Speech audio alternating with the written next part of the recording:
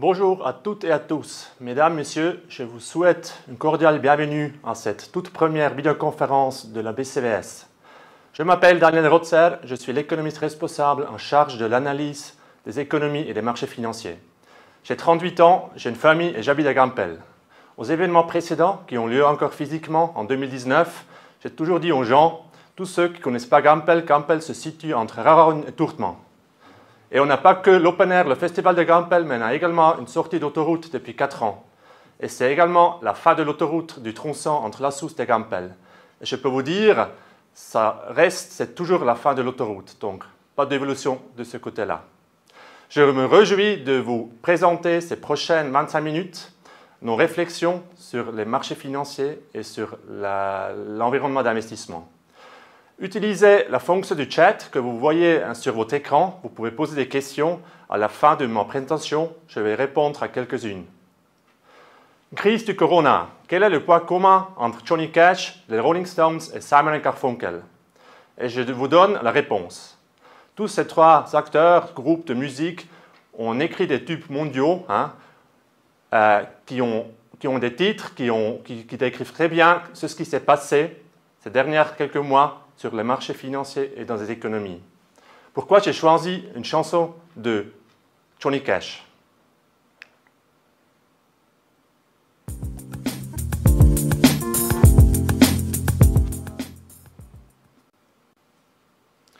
La chanson que j'ai choisie, c'est la chanson avec le nom Ring of Fire. En français, c'est Anneau de feu.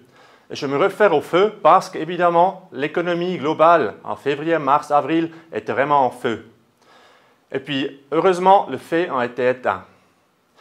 Comment juger la situation actuelle de l'économie? Il y a des gens qui se concentrent sur des indicateurs économiques, mais il y a également des gens qui disent que le meilleur économiste, c'est le marché des actions.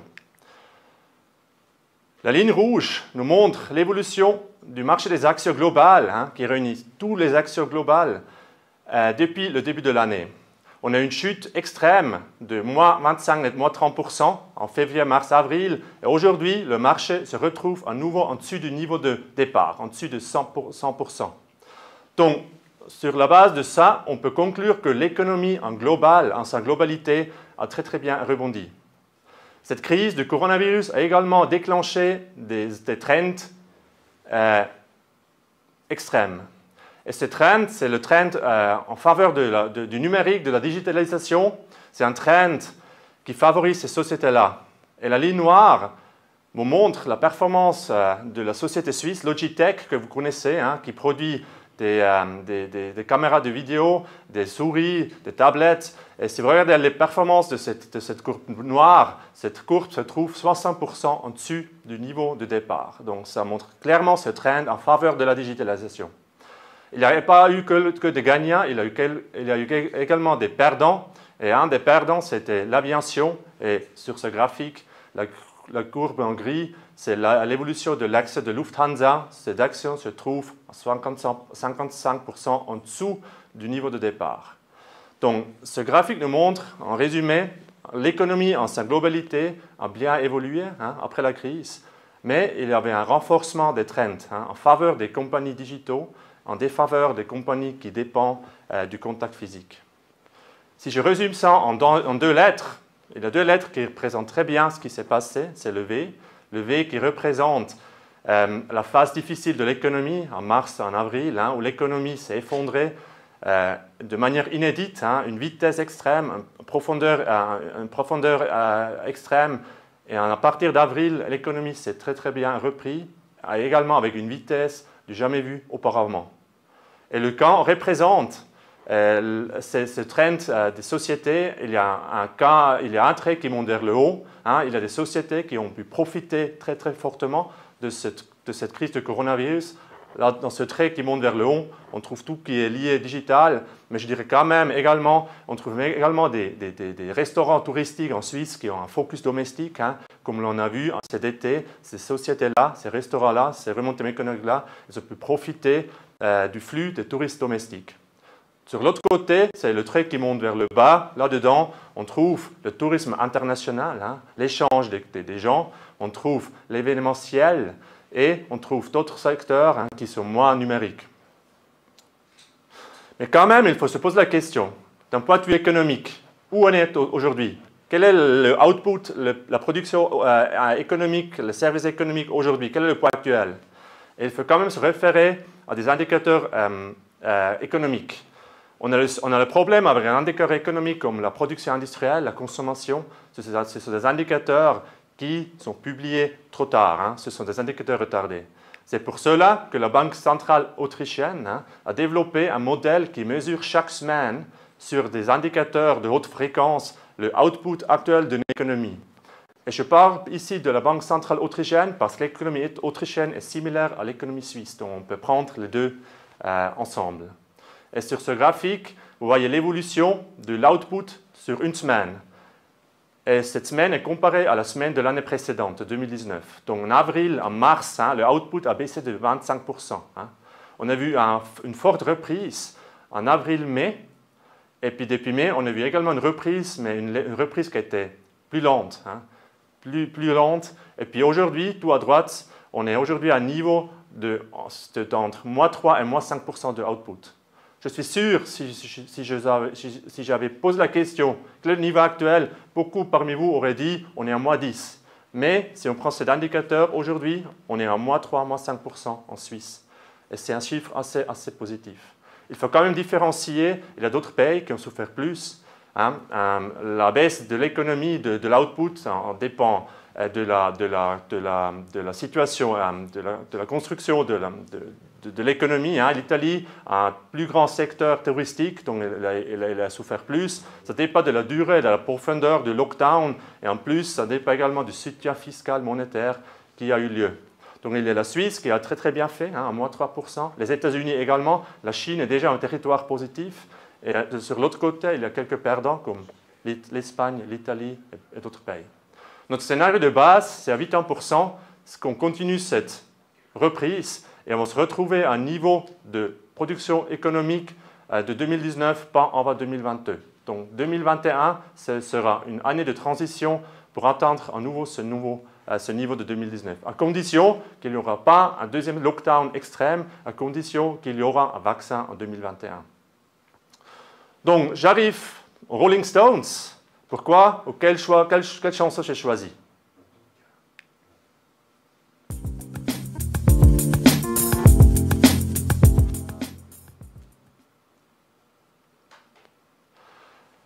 La chanson que j'ai choisie, c'est I Can't Get No Satisfaction. En français, ça veut dire « j'ai jamais assez de satisfaction ». Pourquoi? Avant la crise du corona, les taux étatiques globaux étaient encore à un niveau plus élevé qu'aujourd'hui. Les États ont dû prendre des mesures extrêmes pour financer ces programmes pour les chômeurs, pour financer les subventions. Avec l'endettement qui a monté fortement, les taux étatiques au niveau précédent étaient trop élevés. Donc les États n'étaient pas assez satisfaits avec ces taux.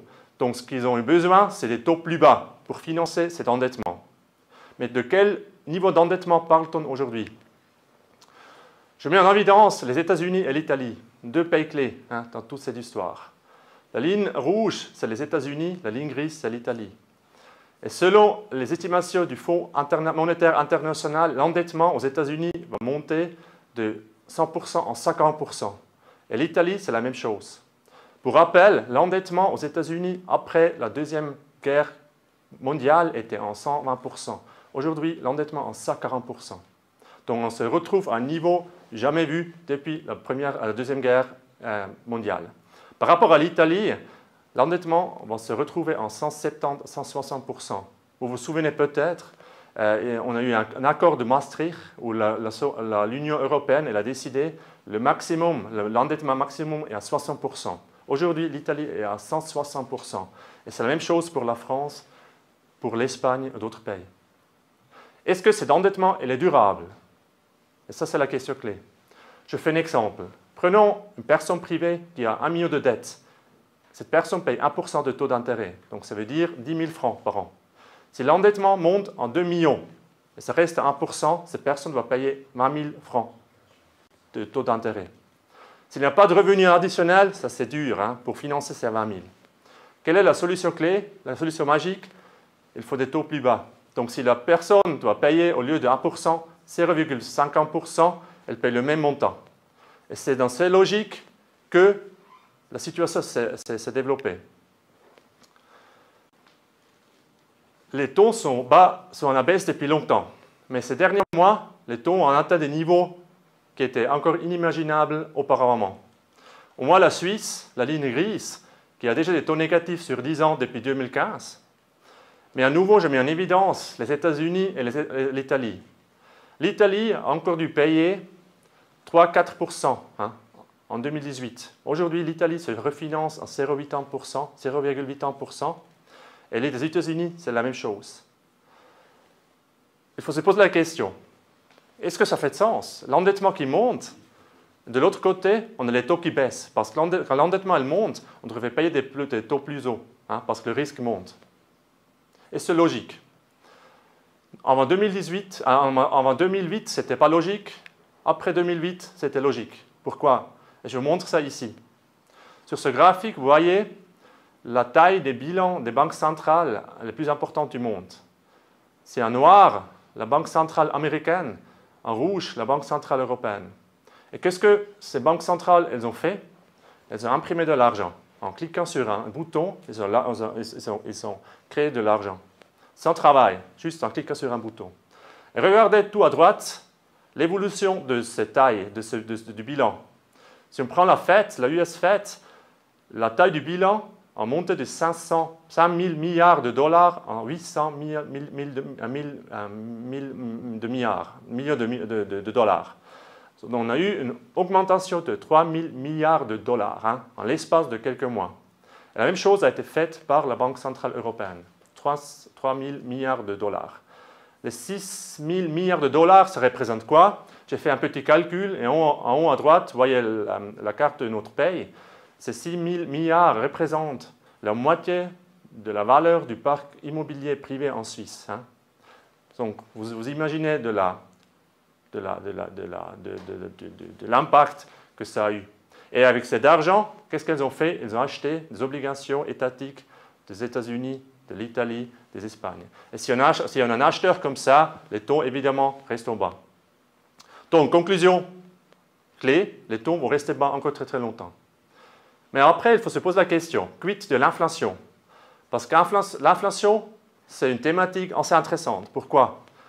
Quelqu'un qui est très très endetté, il aime l'inflation, parce que la dette, elle reste toujours à un niveau nominal. Si je suis endetté en 100 000 francs, la dette reste toujours 100 000 francs. Si on a l'inflation, ça veut dire les prix montent, les salaires montent, et j'ai une augmentation de mon salaire, en même temps, j'ai la dette qui reste au même niveau, c'est plus facile pour repayer la dette. Pour quelqu'un qui est un épargnant, qui a de l'argent sur un compte d'épargne, j'ai toujours 1 000 francs sur mon compte d'épargne. De l'autre côté, c'est le prix du pain qui monte et avec le temps, c'est plus difficile de payer le même montant de pain. Donc l'inflation, c'est quelque chose qui est important pour quelqu'un qui est très très endetté. Donc, les États, avec des endettements très très élevés, ont un fort intérêt de faire baisser l'endettement. Pourquoi l'endettement est difficile? Parce que les gens qui sont trop endettés, les pays qui sont trop endettés, c'est difficile de gérer des situations compliquées. C'est pour cela que les États ils ont intérêt de voir la baisse des endettements. Et les autres 3 options. Première option, c'est une restructuration de la dette. Ce n'est pas très probable. Deuxième option, c'est la croissance économique. Aujourd'hui, en Europe, aux États-Unis, la croissance elle est plafonnée à un niveau bas. Et troisième option, c'est l'inflation. C'est pour cela qu'il y aura quand même un risque inflationniste, pas aujourd'hui, pas demain, mais peut-être à partir de quelques années. Les banques centrales vont tout faire pour faire cela. Les banques centrales communiquent déjà, sont prêtes à laisser l'inflation monter à un niveau qui est beaucoup plus élevé qu'aujourd'hui. Et la question finale, pour terminer mes commentaires sur la chanson des Rolling Stones, I Can't Get No Satisfaction, c'est comment les banques centrales vont faire si l'inflation monte. Parce qu'historiquement, quand l'inflation a monté, les taux ont monté. Pour freiner l'économie, quand l'inflation a baissé, les taux ont baissé pour stimuler l'économie. Cette fois-ci, à mon avis, on se trouve dans une situation particulière. La ligne rouge nous montre les taux aux États-Unis depuis 1926. Ce taux a monté à 15% dans les années 1980 et aujourd'hui, tout à droite, on est proche de zéro. En même temps, je vous montre l'inflation, c'est la courbe grise. L'inflation, on a eu des soucis depuis longtemps, et à partir des années 1980, l'inflation n'a vu qu'une direction, c'est la direction à la baisse. Aujourd'hui, pas beaucoup d'inflation, des taux très très bas. Nous partons du principe qu'aujourd'hui, on est dans une situation qui est comparable à la situation après la Deuxième Guerre mondiale. Il faut, pour investir, on a besoin des investissements dans le durable, dans des infrastructures vertes. En même temps, quand l'économie redémarre, avec toute la masse monétaire qui est à l'économie, il y a beaucoup de gens qui peuvent dépenser. Et moi, je ne sous-estimerai pas un scénario que j'ai encadré ici, en noir, des années 1940 aux États-Unis, une inflation qui a fortement monté, mais les taux sont restés bas. Ça crée une répression financière par excellence. Donc tous ceux qui ont du cash sur leur compte, ils ont presque tout perdu. Donc on se trouve dans une situation challenging. D'un côté, des taux qui vont rester très très bas, encore longtemps. Sur l'autre côté, on a une incitation des gouvernements, des banques centrales, d'avoir un petit peu plus d'inflation. Donc comment les investisseurs ou les gens sur ce monde doivent se positionner. Et avec cela, je continue avec la chanson de Simon & Garfunkel.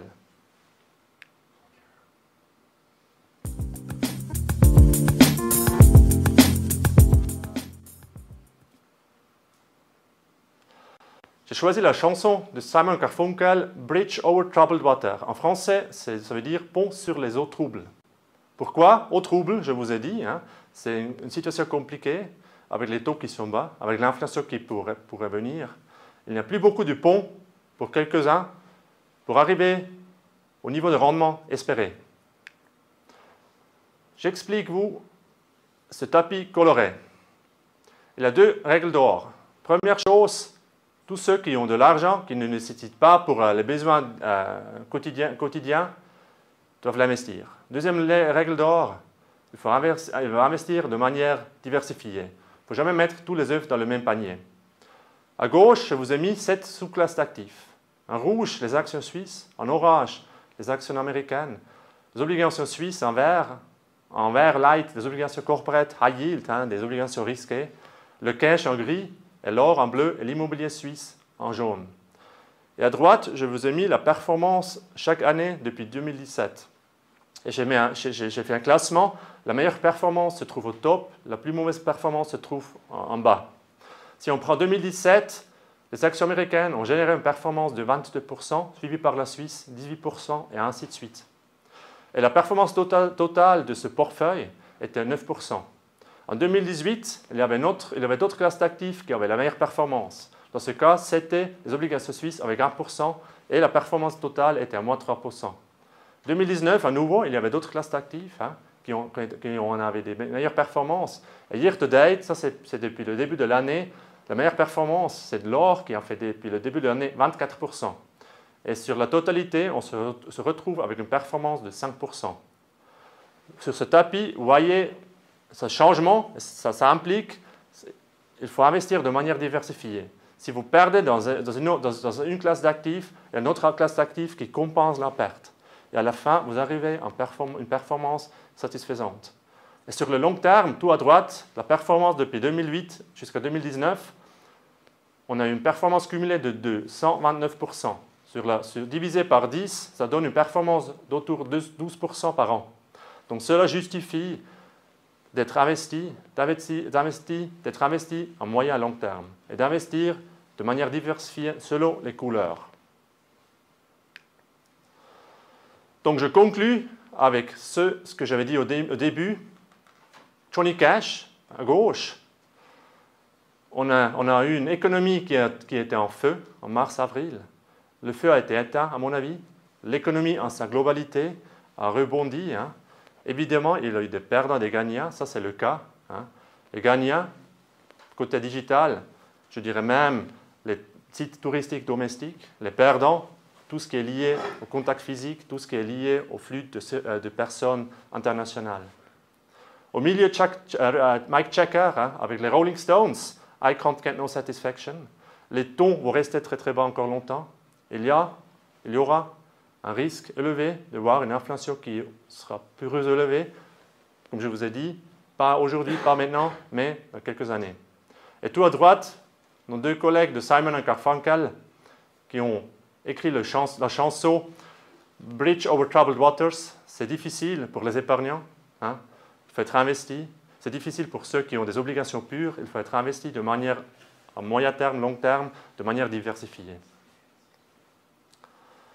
Donc je vous remercie et je continue avec les questions. Je vous remercie déjà pour toutes ces questions qui ont été posées.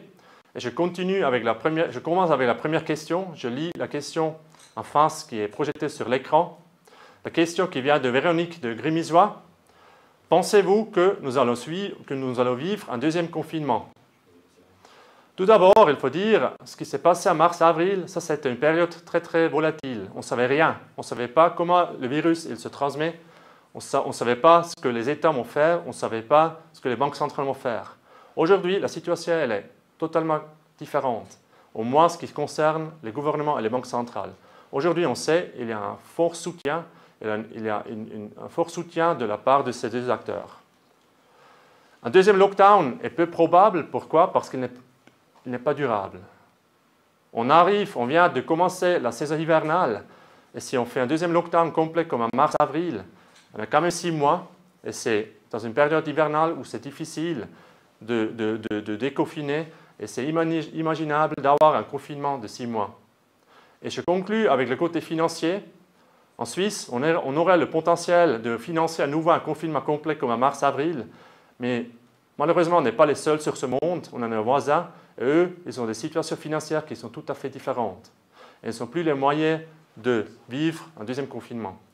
Donc, pour répondre à cette question, moi je pense un confinement comme en mars-avril, ce n'est pas probable du tout, non. Je pense qu'il y aurait des mesurements de confinement, des mesurements light, mais avec ça, ça va s'arrêter et il faut vivre avec ce virus. Je continue avec la deuxième question qui était posée par Jean de Martigny. Acheter Tesla, Apple, Netflix ou Zoom, cela vaut-il la peine? Le secteur IT a fait une avance de 30% cette année. Mais le secteur fonctionne depuis plusieurs années déjà, cette vague en faveur de la digitalisation. La crise était un accélérateur de la digitalisation. Certes, il y a certaines actions qui ont une valorisation très élevée. Il faut payer un bon prix pour avoir un bénéfice qui n'est pas très élevé. Il faut se rendre compte que d'ici 10 ans, 1 sur 10 sociétés dans le secteur technologique ne va plus exister. Donc, pour répondre à cette question, il faut investir de manière diversifiée dans le segment IT, communication. C'est un segment qui va continuer de progresser, mais il faut investir de manière diversifiée. Et je conclus avec la dernière question qui a été posée par Georges de Colombey.